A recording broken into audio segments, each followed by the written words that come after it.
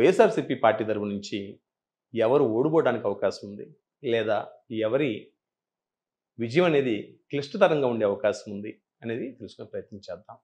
వీరిలో మొదటిగా మనం గమనించినట్లయితే గుడివాడ అమర్నాథ్ గారు.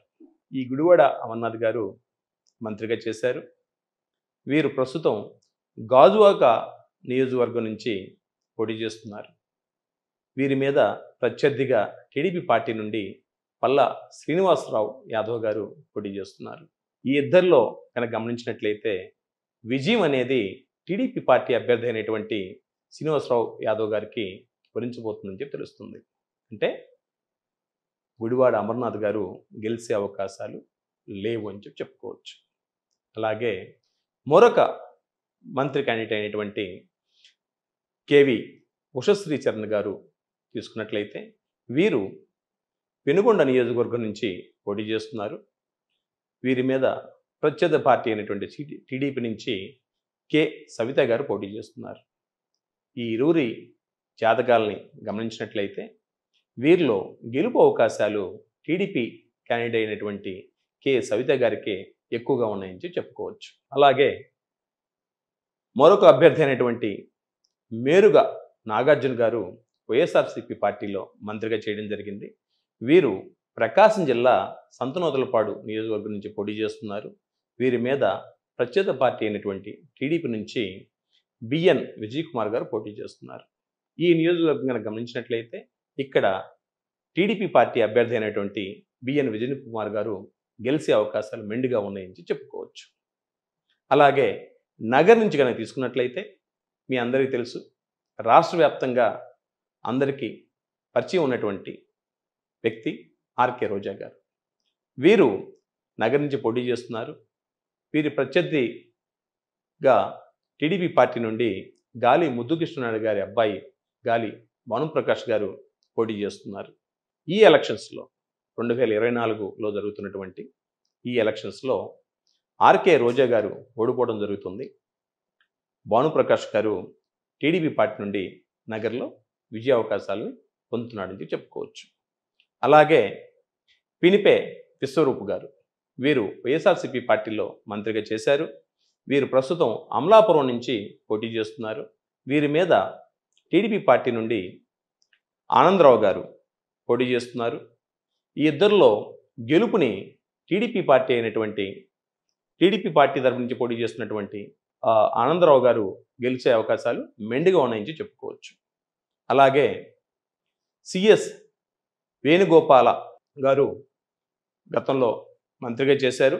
వీరు రాజమండ్రి రూరల్ నుంచి పోటీ చేస్తున్నారు.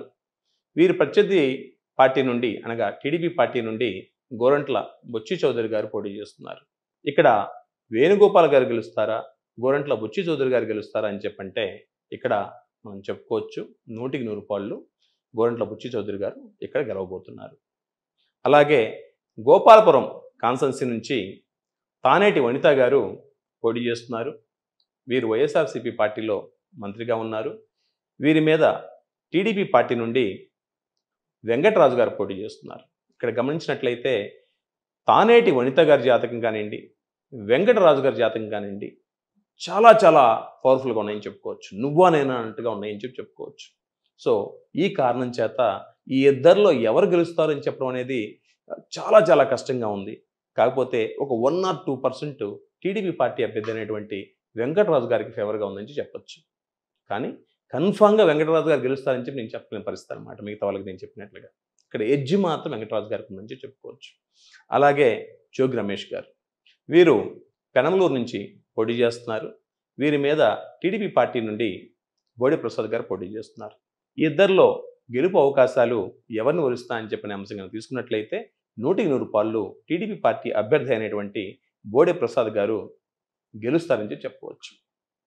అలాగే గుంతకల్ నుండి గుమ్మరాజు జయరాం గారు పోటీ చేస్తున్నారు.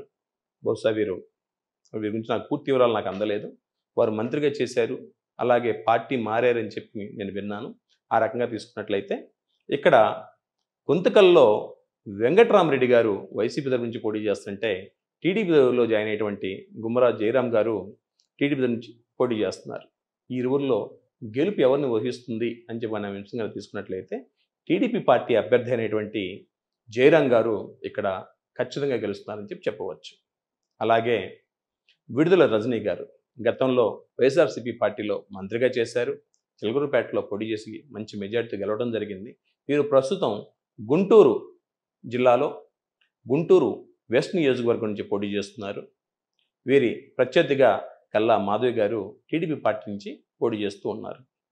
ఈ ఇద్దరిలో గెలుపు ఎవరిని వరించనుంది అనే అంశంగా తీసుకున్నట్లయితే టీడీపీ పార్టీ అభ్యర్థి అయినటువంటి గల్లా మాధవి గారు 100% గెలుస్తున్నారు అని చెప్పవచ్చు. అలాగే పొన్నూరు నుండి అంబటి మురళి గారు పోటీ చేస్తున్నారు. వీరు వైఎస్ఆర్సీపీ పార్టీలో మంత్రిగా ఉన్నారు. వీరి ప్రత్యర్థిగా టీడీపీ పార్టీ నుండి దూల్పాల నరేంద్ర గారు పోటీ చేస్తున్నారు. ఇక్కడ అంబటి మురళి గారు, దూల్పాల నరేంద్ర గారు ఈ ఇద్దరిని గమనించినట్లయితే ఎవరు గెలిచే అవకాశం ఉంది?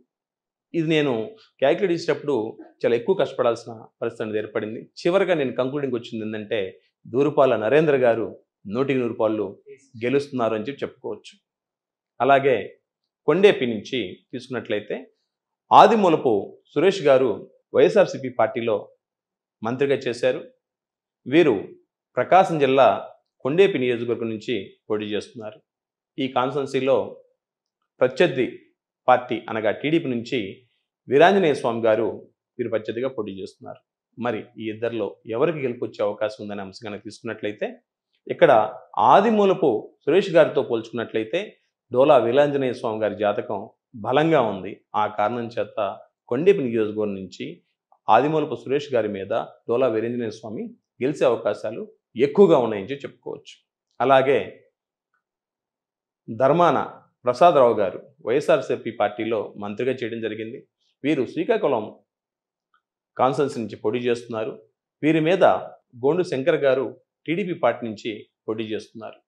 ఈ శ్రీకాకుళం నియోజకవర్గంలో ధర్మాన ప్రసాదరావు గారు, గోండు శంకర్రావు గారు ఇద్దరు కనుక పరిశీలించినట్లయితే టీడీపీ పార్టీ అభ్యర్థి అయినటువంటి గోండు శంకర్ గారు గెలిచే అవకాశాలు మెండుగా ఉన్నాయని చెప్పుకోవచ్చు. అలాగే పలాస నియోజకవర్గం తీసుకున్నట్లయితే సీదిరి అప్పలరాజు గారు వైఎస్ఆర్సీపీ పార్టీలో మంత్రిగా చేశారు. వీరు పలాస నియోజకవర్గం నుంచి పోటీ చేస్తున్నారు. వీరి ప్రత్యర్థిగా గౌతు శిరీష గారు పోటీ చేస్తున్నారు. మరి ఈ ఇద్దరిలో ఎవరిని గెలుపురించే అవకాశం ఉందని నమ్మకంగా తీసుకున్నట్లయితే గౌతు శిరీష గారు ఇక్కడ 100% గెలుస్తున్నారు టీడీపీ పార్టీ నుంచి అని చెప్పుకోవచ్చు. ఇక మరికొందరైనటువంటి జాతకాలను కూడా మనం పరిశీలించి మిగతా నియోజకవర్గాల్లో ఎవరు గెలుస్తున్నారని తెలుసుకునే ప్రయత్నం చేద్దాం. Like and subscribe Eagle Media Works.